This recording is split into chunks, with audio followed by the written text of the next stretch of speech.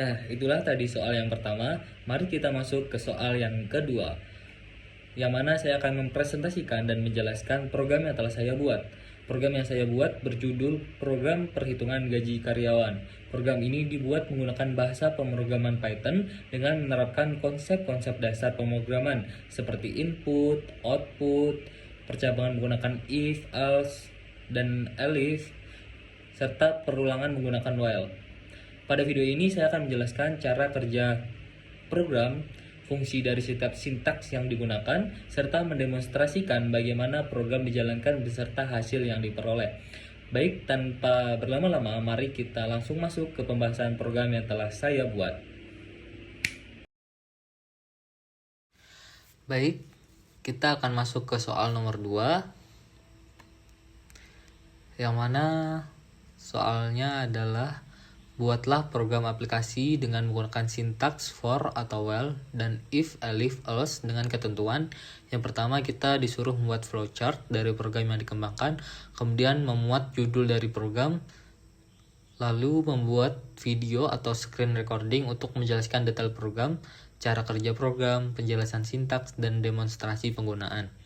Nah, di sini saya sudah membuat sebuah program dengan judul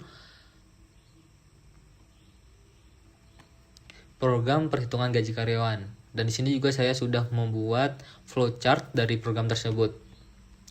Di sini berawal dari kata mulai, kemudian ditampilkan judul pemrogramannya, kemudian disuruh menginput nama karyawan, maka akan ditampilkan setelahnya menu jabatan 1 manajer, 2 supervisor, 3 staff.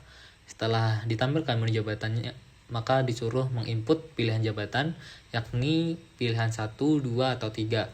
Nah, kemudian setelah kita menginput pilihan jabatannya, maka akan kita validasi apakah jabatan tersebut benar. Ketika kita memasukkan angka 1, 2, dan 3 atau 3, maka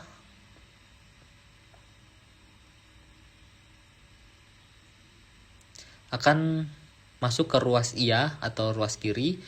Ketika kita memasukkan angka selain 1, 2, atau 3, maka masuk ke ruas kanan atau tidak, yang mana akan muncul pilihan tidak tersedia, silahkan pilih menu 1, 2, atau 3.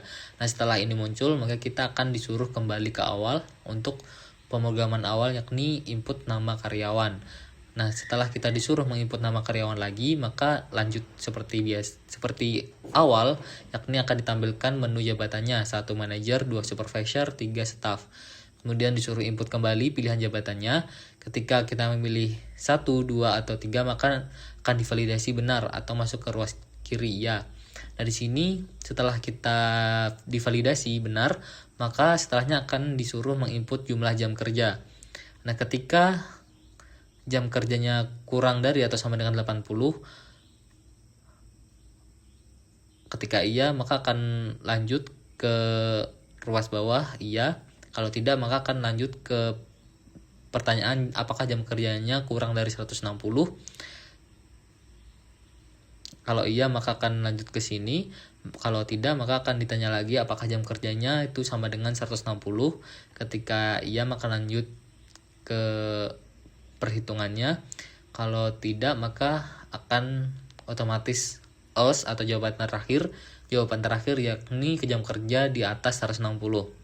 Nah, di sini untuk peraturan yang program perhitungan gaji karyawan yang telah saya buat, yakni jam normal kerja itu adalah 160.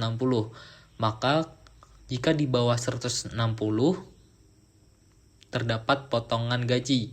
Ketika sama dengan 160 jam kerjanya, maka gajinya normal atau tidak ada potongan atau uang lembur. Tetapi ketika di atas 160 jam, maka akan mendapatkan uang lembur.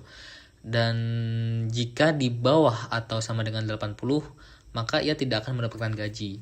Nah, di sini kalau tadi misalkan jam kerjanya di bawah atau sama dengan 80, maka akan langsung masuk atau muncul perhitungan total gajinya, yakni total gaji pokok plus lembur dikurang potongan.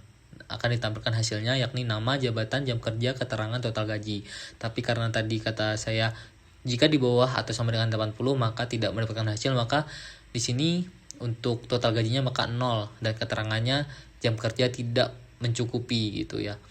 Nah, setelah hasilnya ditampilkan, maka akan muncul kata apakah ingin menghitung gaji karyawan lain. Nah, di sini ada pilihan Y atau T. Nah, ketika kita milih T atau tidak, maka pemrograman akan selesai sampai di situ aja.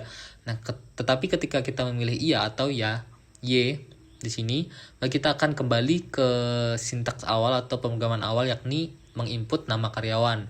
Nah, setelah menginput nama karyawan, maka lanjut lagi seperti awal, dari menampilkan menu jabatan, kemudian menginput pilihan jabatannya, kemudian divalidasi gitu, sampai menginput jumlah kerjanya.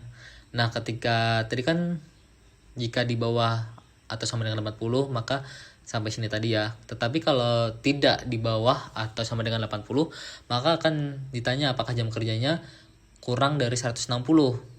Nah, misalkan iya, maka akan mendapatkan potongan gaji, yakni 160 atau jam normalnya tadi dikurang jam kerjanya yang dia masuk tadi, kemudian dikali 20.000. Untuk uang lemburnya 0 karena tidak dapat uang lembur. Tetapi ketika tidak, maka jam kerja akan ditanya lagi apakah jam kerjanya itu sama dengan 160. Ketika iya, maka gajinya normal, tidak ada potongan, tidak ada uang lembur.